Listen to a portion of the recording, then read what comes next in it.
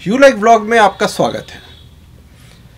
क्या आपने कभी सोचा है कि आप महज एक रोबोट हैं और आपका रिमोट कंट्रोल दूसरे लोगों के पास, यहाँ तक कि चीज़ों के पास है? क्या कॉफ़ी आपको खुश करती है? क्या चॉकलेट खाने से आप प्रफुल्लित हो जाते हैं? अगर ऐसा है तो सोचिए कि चॉकलेट और कॉफ़ी के पास आपकी खुशियों का रिमोट कंट्रोल है। उसी तरह क्या कोई व्यक्ति या स्थिति आपको क्रोधित करती है तो फिर आपके गुस्से का रिमोट कंट्रोल उन लोगों और हालात के पास है। क्या आपका परीक्षा परिणाम आपको दुखी करता है तो फिर आपकी उदासी का रिमोट कंट्रोल उस परीक्षा या स्थिति के पास है। मुझे इसे अलग तरीके से कहने दीजिए। मान लीजिए आप क्रिकेट मैच देख रहे हैं। अब कोई विशेष खिलाड़ी शतक बनाता है तो आप खुश हो जाते हैं, लेकिन अगर वह खिलाड़ी शून्य पर आउट हो जाए तो आपको दुख होता है, जबकि आप उस खिलाड़ी को नहीं जानते, नहीं कभी उससे आप मिले हैं। और उसके शतक बनाने से आपको न तो कोई फ़ायदा मिल रहा है और न ही उसके शून्य पर आउट होने से आपका कोई नुकसान हो रहा है। आप बस एक रोबोट की तरह काम कर रहे हैं। तो आपकी खुशी या दुख या निराशा कहाँ से आ रही है? आपके अंदर से। तो अगर आप खुश रहना चाहते हैं तो फिर सभी लोगों, चीज़ों और स्थितियों से रिमोट वापस ले ले और ख़ुद को एक रोबोट से अपने सच्चे स्वरूप, एक इंसान में अपने आप को परिवर्तित कर ले और दूसरे लोगों और परिस्थितियों से आज़ाद हो जाए। और ये सिर्फ खुश रहने की बात नहीं है। सभी विभिन्न भावनाएं जो हमारे मन में उत्पन्न होती है वह एक हमारा एक चॉइस है, एक विकल्प है, हमारी खुद की पसंद। इतने वर्षों में आपने किसी स्थिति पर एक विशेष तरीके से प्रतिक्रिया करने के लिए खुद को तैयार कर लिया है, जो अब आपकी आदत बन गई है और अब आप सोचते हैं कि यह स्वाभाविक है। आप खुद को एक झूठी स्थिति से पहचानने लगे हैं और दूसरों में, यहाँ तक कि चॉकलेट और कॉफ़ी जैसी चीज़ों में अपनी खुशियाँ और अपने आप को तलाशने लगे हैं। और वो सब बाहरी चीज़ें हैं जो आपको नियंत्रित करने लगी है। इस पुस्तक में लेखिका ने अपने कंसेप्ट या सिद्धांत पर विस्तार से चर्चा किया है।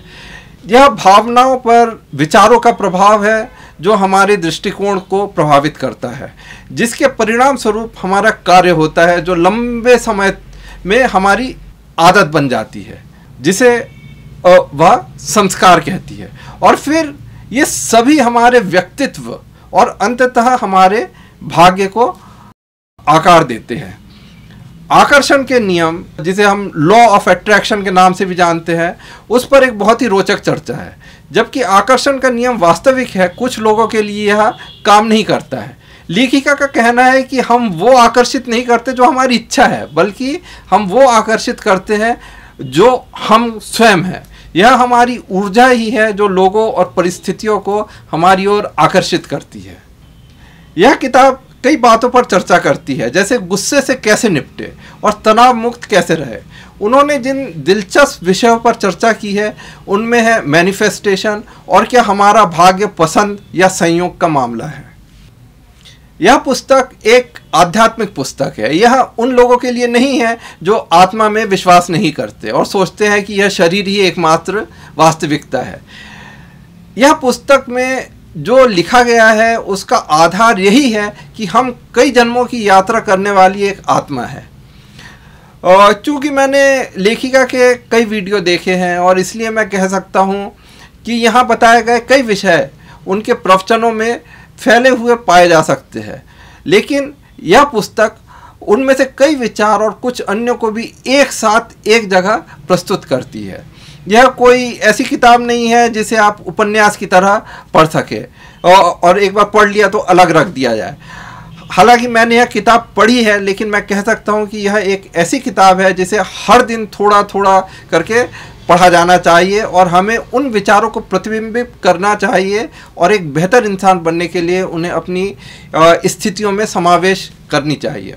मैं यह भी कहना चाहूँगा कि इस पुस्तक को ई बुक प्रारूप के बजाय पेपर बुक के रूप में रखना बेहतर है। मेरे पास यह किंडल में है, लेकिन इसे पढ़ने के बाद मैंने पेपर बैग का ऑर्डर दिया है, क्योंकि यह पुस्तक व्यक्तिगत कार्य पुस्तिका के रूप में ज़्यादा अच्छे से उपयोग हो सकता है। मैं बी के शिवानी की इस पुस्तक the power of one thought की अत्यधिक अनुशंसा करता हूँ। जो लोग नहीं जानते हैं उनके लिए बी के उपसर्ग ब्रह्म कुमारी संगठन के लिए है, जिससे इस संगठन के सदस्य अपनी पहचान रखते हैं। लाइक, शेयर और सब्सक्राइब जरूर करें और इस प्रस्तुति को देखने के लिए धन्यवाद।